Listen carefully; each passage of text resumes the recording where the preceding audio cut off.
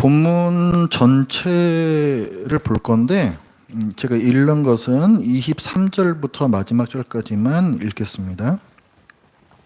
23절부터 봅니다. 만일 일천 천사 가운데 하나가 그 사람의 중보자로 함께 있어서 그의 정당함을 보일진대 하나님이 그 사람을 불쌍히 여기사 그를 건져서 구덩이에 내려가지 않게 하라. 내가 대속물을 얻었다 하시리라. 그런즉 그의 살이 청년보다 부드러워지며 젊음을 회복하리라. 그는 하나님께 기도함으로 하나님이 은혜를 베푸사 그로 말미암아 기뻐 외치며 하나님의 얼굴을 보게 하시고 사람에게 그의 공의를 회복시키시느니라. 그가 사람 앞에서 노래하여 이르기를 내가 범죄하여 옳은 것을 가르쳤으나 내게 무익하였구나. 하나님이 내 영혼을 건지사 구덩이에 내려가지 않게 하셨으니 내 생명이 빛을 보겠구나 하리라. 실로 하나님이 사람에게 이 모든 일을 제삼 행하심은 그들의 영혼을 구덩이에서 이끌어 생명의 빛을 그들에게 비추려 하심이니라. 욥이여 내 말을 귀담아 들으라. 잠잠하라. 내가 말하리라. 만일 할 말이 있거든 대답하라. 내가 기쁜 마음으로 그대를 의롭다 하리니 그대는 말하라. 만일 없으면 내 말을 들으라. 잠잠하라. 내가 지혜로 그대를 가르치리라. 아멘. 오늘 본문에는 엘리후라는 사람이 새롭게 등장합니다. 욥과 세 친구들이 지금까지 계속 논쟁을 벌였는데 그것을 옆에서 조용히 듣고 있다가 이 둘 간의 의견 차이가 좁혀지지 않으니까 갑자기 열이 받아가지고 나도 한마디 하겠다고 이제 끼어든 사람이 엘리후입니다. 엘리후는 욥기에서 좀 특이한 인물이라 할 수가 있어요. 엘리후가 그 32장 말씀을 보면은 자기가 이제 그 욥하고 친구들이 하고 있는 말을 처음부터 다 들었다 얘기를 하거든요. 그러니까 처음부터 있었던 사람이란 얘기잖아요. 근데 이 욥기 첫머리 1장, 2장 이런 데를 보면은 욥을 찾아왔던 세 친구들만 소개를 하지 엘리후에 대해서는 전혀 언급이 없습니다. 그리고 욥이 세 친구들하고 계속 논쟁을 하는데 친구 하나 얘기하면 욥이 반박하고 또 다른 친구가 얘기하면 또 반박하고 이런 식으로 계속 이어져 왔잖아요. 그런데 엘리후가 이제 오늘부터 얘기를 하는데 여기에 대해서는 반박을 하지 않습니다. 욥의 반박이 안 나와요. 그리고 이제 욥기 마지막 부분에 가면은 하나님께서 나오시는데 하나님께서도 너는 뭐가 잘못이고 너는 뭐는 잘못이고 다 이거 꾸짖으시거든요. 그런데 그때에도 엘리후는 안 나와요. 아예 언급을 안 하신다고요. 왜 그럴까? 왜 욥은 대답을 안 하고 하나님께서도 엘리후의 말을 옳다 그르다 아예 언급 자체를 안 하시는가? 엘리후의 말이 다 맞기 때문인가? 그래서 할 말이 없으니까 욥이 대답 안 하고 하나님께서도 책망 안 하신 건가? 엘리후는 너희들 둘 다 틀렸어 라고 얘기하는 양비론자입니다. 너도 아니고 너도 아니야. 둘 다 틀렸어 얘기하는 양비론자예요. 욥에 대해서는 뭐라고 얘기하냐면 32장 2절에 보면 네가 하나님보다 의롭게 여기는 거 그게 잘못이야 라고 비난을 합니다. 네가 하나님보다 의롭다라고 네가 얘기하는데 그거 잘못된 거야 이걸 얘기한다고요. 그 다음에 욥의 세 친구들에 대해서는 어떻게 비난하냐면 욥이 죄가 있는데 그렇다라고 설득하는데 너희는 실패했어 라고 비난을 해요. 자, 그러면은 엘리후는 규범적 지혜, 그러니까 뿌린 대로 거둔다라는 그 규범적 지혜와 알 수 없다라는 성찰적 지혜와 이 둘 중에서 어느 쪽에 서 있는 사람일까요? 규범적 지혜죠. 욥에게 뭘 얘기했어요? 너는 하나님보다 의롭지 않다를 얘기를 하잖아요. 그건 이게 뭐예요? 너는 죄가 있어. 이 얘기를 지금 하고 싶은 거라고요. 그러니까 이 사람은 너는 죄가 있어. 당신은 분명 죄를 지었습니다. 그 얘기를 하는 거고 친구들에게는 아니 왜 당신들은 그 죄 있다라는 그 사실 그것 때문에 고난이 왔다는 사실 왜 그걸 설득을 못해요? 이것 때문에 지금 비난한다고요. 그러니까 지금 엘리후는 기본적으로 욥이 죄를 지어서 벌받았다. 그러니까 이 세 친구들하고 같은 입장에 서 있는 사람입니다. 그런데 엘리후는 이제 얘기하는 걸 보면은 이 규범적 지혜와 성찰적 지혜를 둘 다를 섞어서 욥의 이 고난을 설명하려고 시도를 해요. 그러면 이제 욥의 친구들하고는 뭔가 좀 다른 부분이 나오는 거죠. 자, 그럼 과연 엘리후는 욥을 성공적으로 설득할 수 있을 것인가? 뭐 결론부터 말씀드리면은 실패합니다. 못해요. 그 이유들에는 여러 가지가 있는데 그 중에 한 가지는 엘리후가 욥의 말을 제대로 이해하지 못했기 때문에 그렇습니다.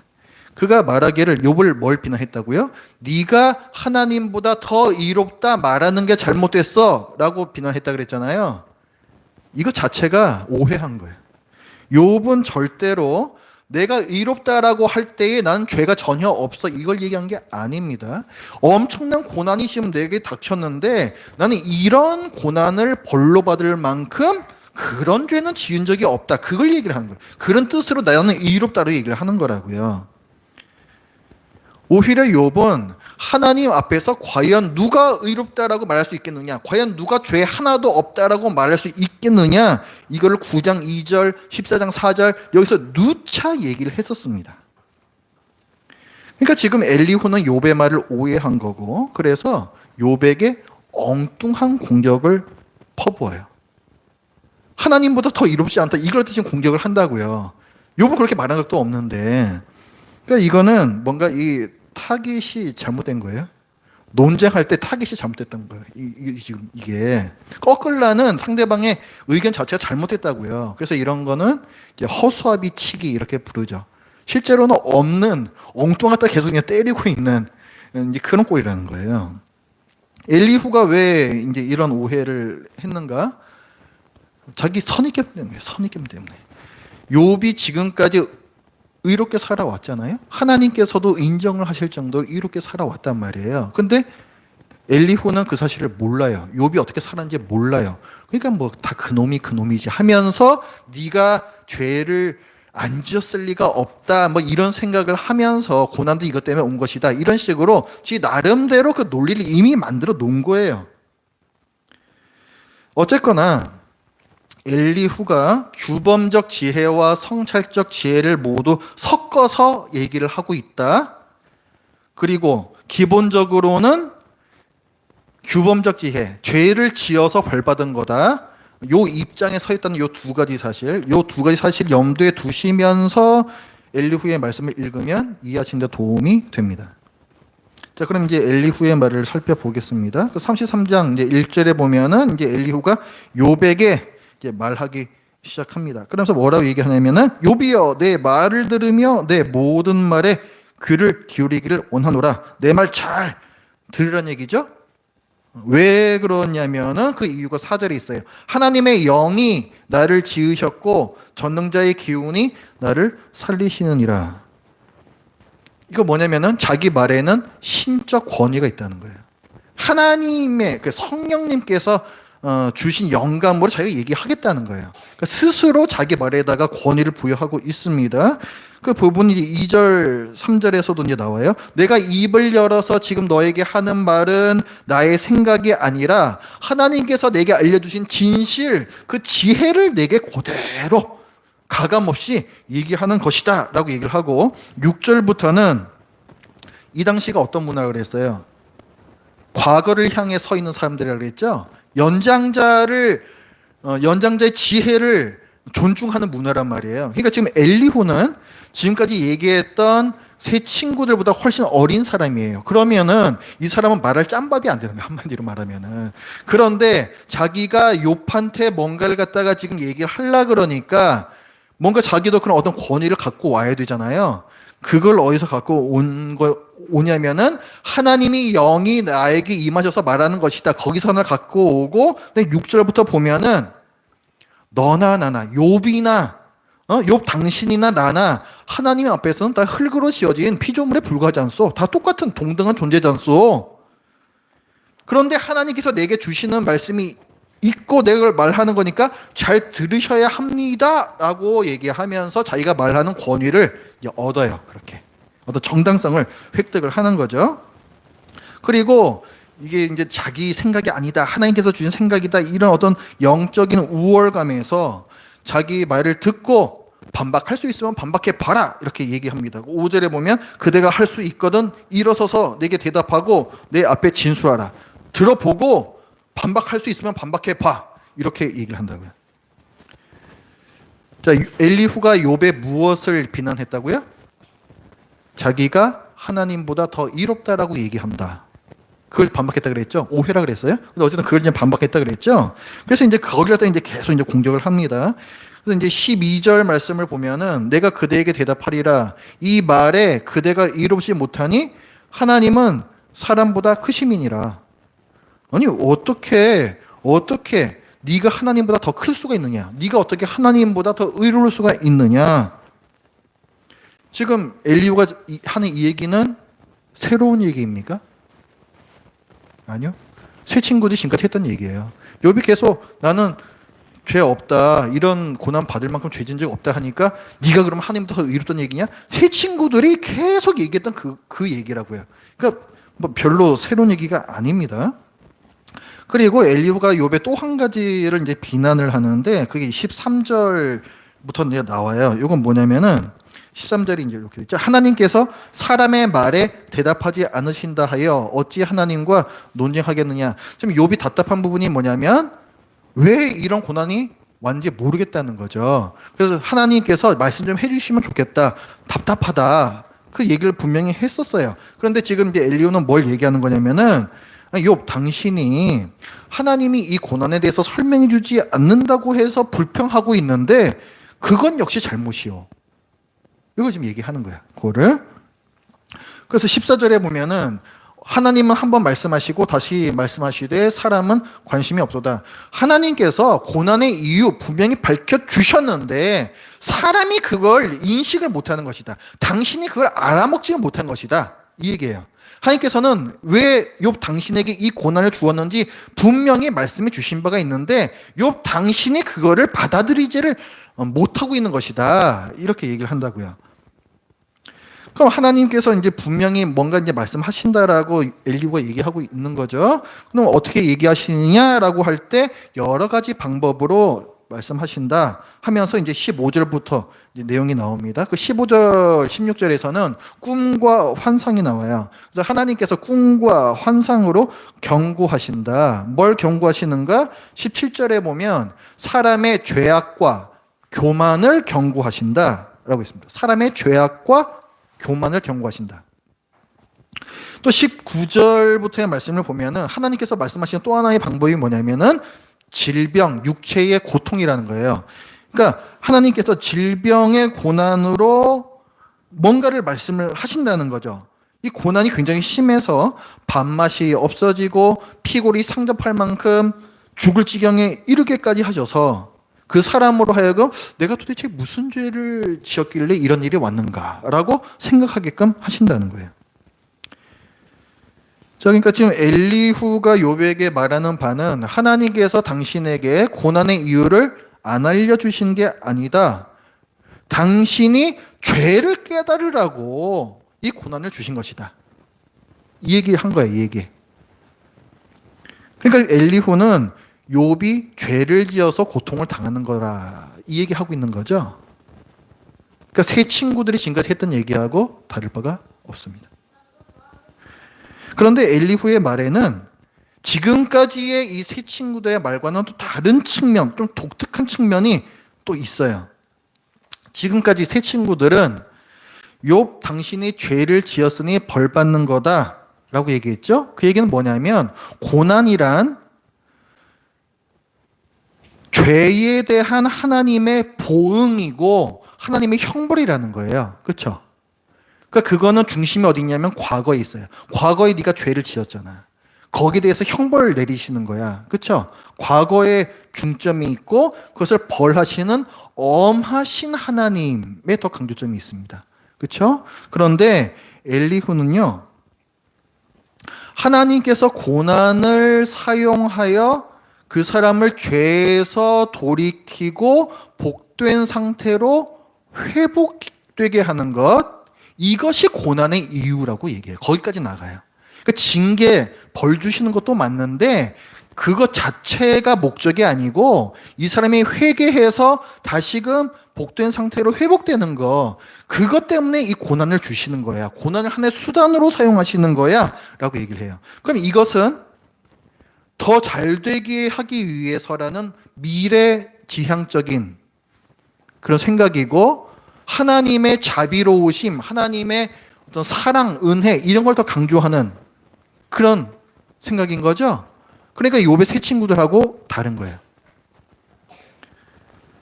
세 친구들이 고난의 부정적 성격을 얘기해 왔다면 엘리후는 고난의 긍정적 성격을 강조하고 있습니다. 그러니까 엘리후는 규범적 지혜, 죄 지으면 벌 받는다라는 이 규범적 지혜를 인정하는 동시에 그것을 넘어서는 하나님의 뜻, 성실적 지혜를 종합해서 욥의 고난을 설명하려고 시도를 해요. 그래서 이런 관점에서 본다면 고난받는 사람이 해야 할 일은 무엇이겠습니까? 회개죠. 회개해야 되는 거예요. 회개해야 되는 거예요. 그래서 23절부터 말씀에 빨리 회개하시오 이제 얘기 나와요. 회개하면 이런 좋은 일이 있습니다. 그래서 23절부터의 말씀에 보면은 거기 뭐 대속물, 뭐 중보자 뭐 이런 게 나오는데 이거는 빨리 제사 드리라는 거예요. 속죄제물 드려서 빨리 제사 드리라는 거예요. 속죄 제사를 빨리 드리라는 거예요. 그러면 하나님께서 당신을 회복시켜 주실 것이다. 하나님과의 관계가 회복되고 사람들과의 무너진 이 관계도 다 회복시켜 주실 것이다. 이렇게 얘기를 해요. 그리고 29절부터의 말씀에서는 실로 하나님이 사람에게 이 모든 일을 제3 행하심은 이런 패턴으로 계속 행하시는 이유는 그들의 영혼을 구덩이에서 이끌어 생명의 빛을 그들에게 비추려 하심이니라. 여기서도 30절에서도 고난의 궁극적인 목적을 미래로 두고 있죠. 그렇죠? 미래에 당신이 더 잘되게 하기 위해서 이 고난을 주신 거야. 그래서 하나님께서는 이 방법을 제3 또 쓰고 반복해서 잘 쓰신다는 거예요. 그러니까 고난이란 받는 당사자에게 당장은 고통스럽지만 하나님께서 죄인을 회개시키시고 회복시키시는 유익한 도구라는 겁니다. 그러니까 엘리후가 욥에게 말하고 싶은 바는 뭡니까? 그러니 욥 어서 빨리 죄를 회개하시오 이거예요. 엘리후가 여기까지 딱 얘기하고 나서 이제 자기 말에 스스로 굉장히 만족스러웠던 것 같아요. 그래서 이제 31절부터 보면은 욥에게 얘기합니다. 할 말이 있으면 해 보시지 이렇게 얘기해요. 아주 뭐 자신만만해 있어야죠. 아주 기고만장해 있습니다. 어떻습니까? 엘리후가 잘 말했습니까? 어떻게 생각하십니까? 맞는 것 같아요? 틀린 것 같아요? 죄 있으니까 회개하라는 엘리후의 말이 맞냐고요?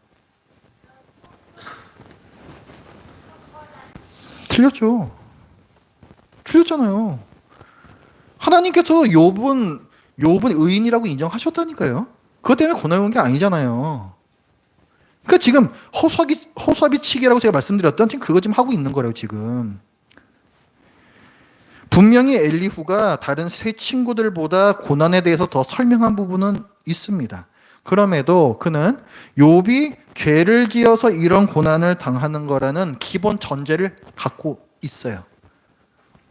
그래서 그의 결론 역시 그러니 어서 죄를 회개하시오로 끝날 수밖에 없는 겁니다.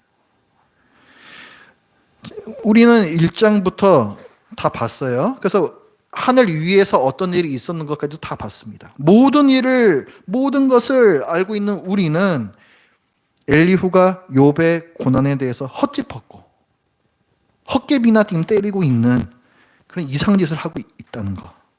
그리고 그의 말이 자기가 밝힌 대로 하나님의 영에 감동되어서 하는 그런 게 아니라 그냥 자기 생각 말하고 있을 뿐이라는 것을 우리는 알 수 있습니다. 우리는 고통의 이유를 알고 싶습니다. 내가 당하고 있는 고통의 이유를 알고 싶고 다른 사람이 당하고 있는 고통의 이유를 또 설명해 주고 싶어요. 그럼 위로가 될 것 같으니까. 특히 그리스도인은 성경에서 고통에 대해서 뭐라고 말씀하시는지를 생각하면서 자기와 다른 사람의 고통을 설명하려고 해야 합니다. 분명히 성경은 어떤 고난은 죄에 대한 징계로 임한다라고 말씀합니다. 그렇죠? 그리고 회개하면 회복시켜 주신다라는 말씀도 분명히 있습니다. 그리고 동시에 또 어떤 고난은 하나님께서 신자를 영적으로 성장시키시기 위해서 일부러 주시는 사랑의 징계, 훈련이다라고도 말씀을 해요. 다 맞는 말씀이죠. 그리고 또 욥기는 또 하나를 말씀합니다. 지금까지 얘기했던 이런 범주들 어디에도 속하지 않는 고난이 있다. 이걸 얘기를 해요. 어떤 고난은 까닭 없이 우리에게 닥친다. 그 고난은 설명이 불가능하다.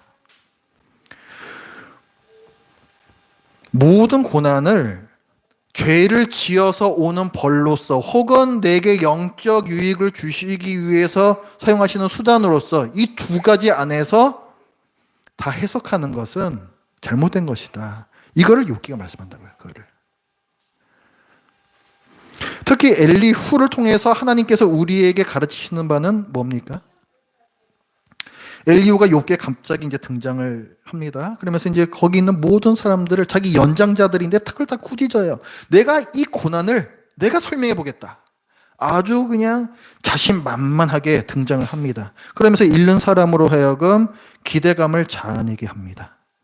그러나 우리가 봤다시피 그의 말은 보이지 않는 하늘 위의 지혜가 아닐 뿐더러 하늘 위는 뭐 하늘 위? 이 땅 위에 자기 눈앞에 있는 욥의 말조차도 제대로 이해하지 못한 졸변에 불과합니다.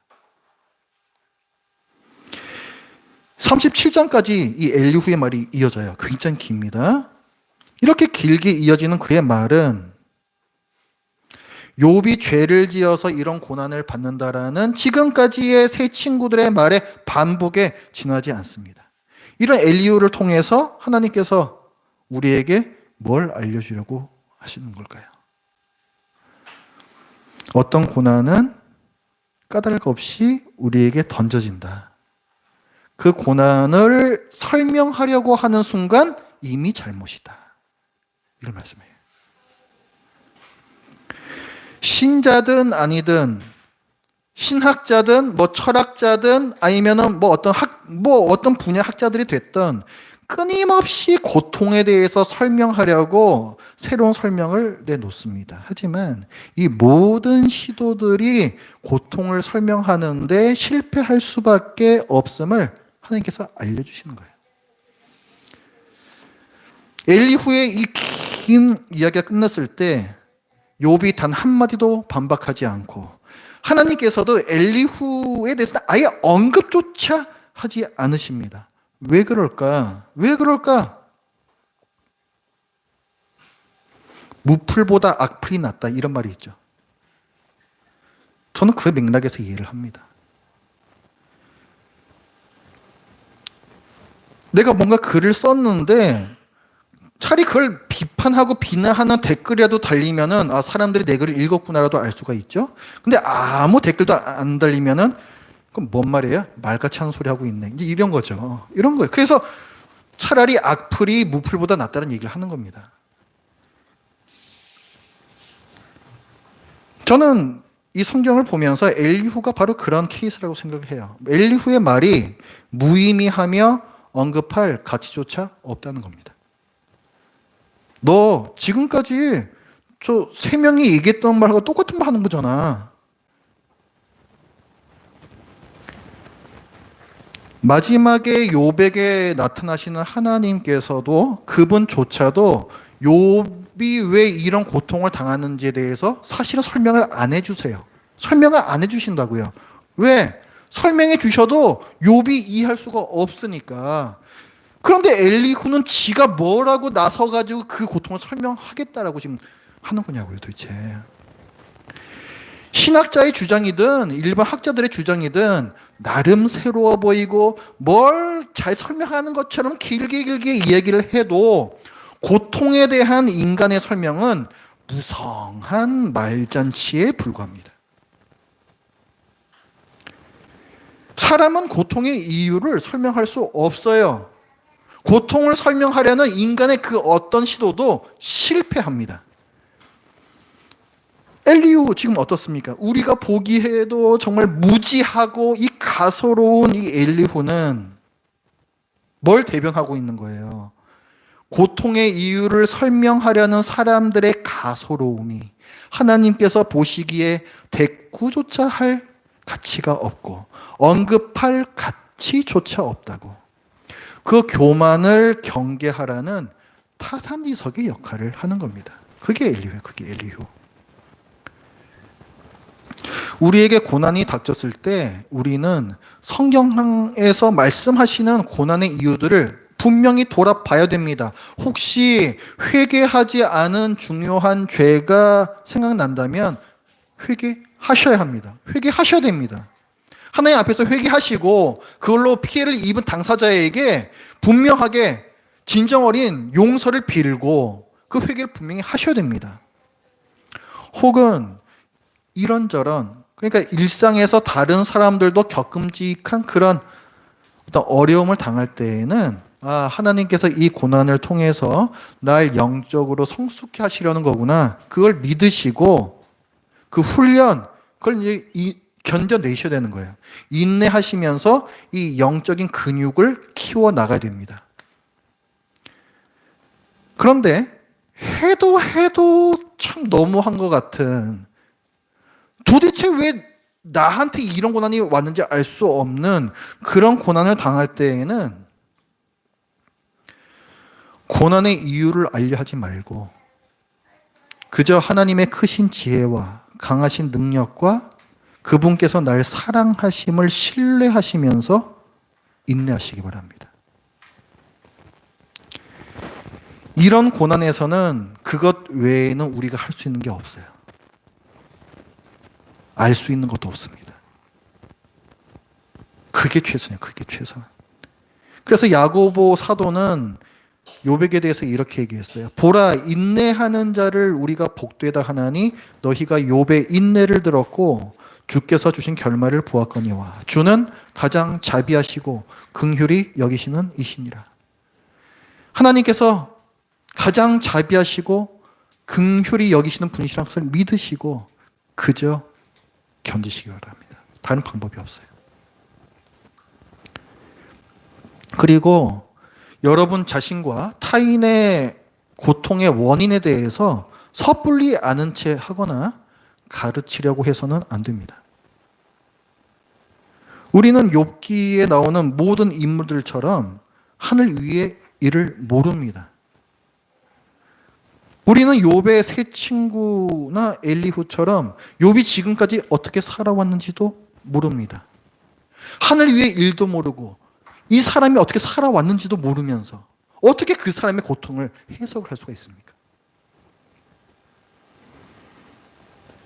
우리는 우리가 갖고 있었던 선입견과 내 생각에 사로잡혀서 그 사람의 고통을 멋대로 재단하고 해석해버리는 그 오류를 범하기 쉬운 사람들이에요.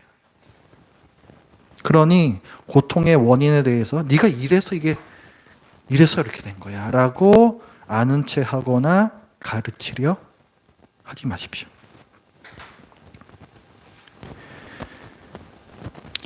(2016년 12월 7일) 그러니까 이제 한 7년 정도 됐죠? 2016년 12월 7일 그 페이스북에 제가 이제 썼던 글입니다.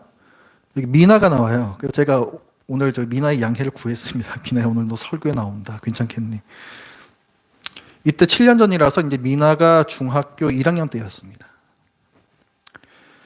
제가 썼던 글을 읽어드릴게요. 미나가 감사 헌금을 했네. 주일 헌금을 계수하던 아내가 얘기한다. 감사 제목은 치치를 살려주셔서 감사합니다. 할 말을 잃었다. 화가 났다. 치치는 몇 주 전에 사온 새다.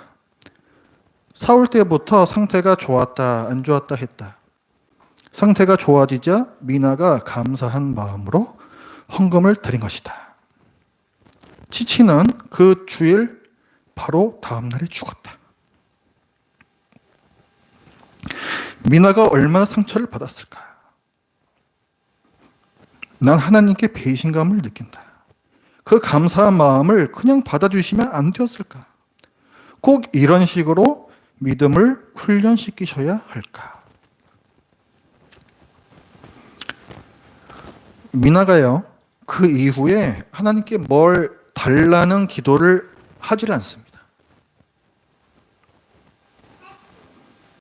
해봐야 안 들어주시니까 그 기도를 하질 않아요.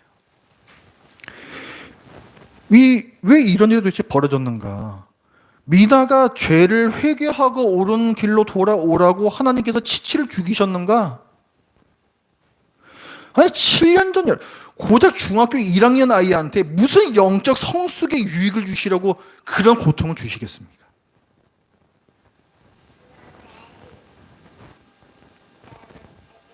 여러분도 어떻습니까? 이런 일들은 수없이 많이 일어나요. 우리 주위에서. 여러분 직접 당하기도 하고 옆에서 그런 고통당한 사람들도 많이 있다고요. 근데 그런 사람들을 곁에서 보시면은 여러분도 아프시잖아요. 그죠? 그렇게 곁이 되어주시면 됩니다. 네가 아픈 게 당연하다고, 잘못된 게 아니라고, 나도 왜 이런 일이 일어나는지 모르겠다고 그냥 그를 지지하면서 그냥 그의 곁에 계셔주시면 돼요. 이게 기뻐하는 자들과 함께 기뻐하고 슬퍼하는 자들과 함께 슬퍼하라는 말씀 아닙니까? 우리는 하늘 위의 일을 모르고 큰 고통을 당하고 있는 사람이 있을 때 그 고통의 이유를 아는 척하지 말고, 가르치려고 하지 말고, 위로하려 하지도 말고 그냥 아무 말 마시고 그냥 맛있는 밥 한 끼 사주세요. 그게 제일 좋아요. 그게 제일 좋아요.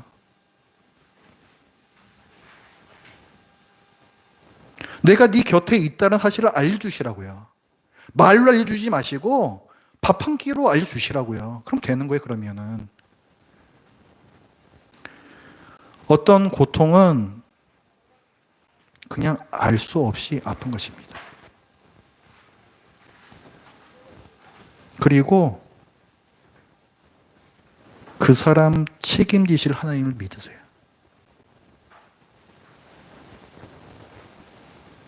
기도하겠습니다. 하나님 아버지, 저희들 오늘 엘리후의 말을 통해서 앱이 얼마나 사람인지, 또 이 세상에 있는 고통의 이유를 설명하려는 사람들의 시도가 얼마나 무익하고 무가치하고 하나님께서 보시기에 무가치한 것인지를 저희들이 이 시간에 나누었습니다. 하나님 아버지시여, 행여라도 제가 저 자신에 대해서, 다른 삶에 대해서, 그 고통에 대해서 설명하려고 하고 짧은 저희들의 지식으로 해석하려고 하는 그런 죄를 저지르지 않았습니까? 하나님의 크심을 저희들이 무시하는 죄를 저지르지 않았습니까? 하나님께서 선하시고 하나님께서 전지전능하시다는 그 사실, 하나님께서 절대주권을 갖고 계시는 그 사실, 그 하나님께서 나를 사랑하시는 바로 그 사실, 구체적으로 설명이 안 될 때 하나님의 이 일반적인 사실로 말미암아 저희들이 흔들리지 않도록 하여 주시고, 저희들이 알 수 없어도 그 하나님의 하나님 되심으로 말미암아서 저희들에게 주어진 고난을 잘 통과할 수 있도록 주여 은혜를 베풀어 주시옵소서. 예수님의 이름으로 기도드립니다. 아멘.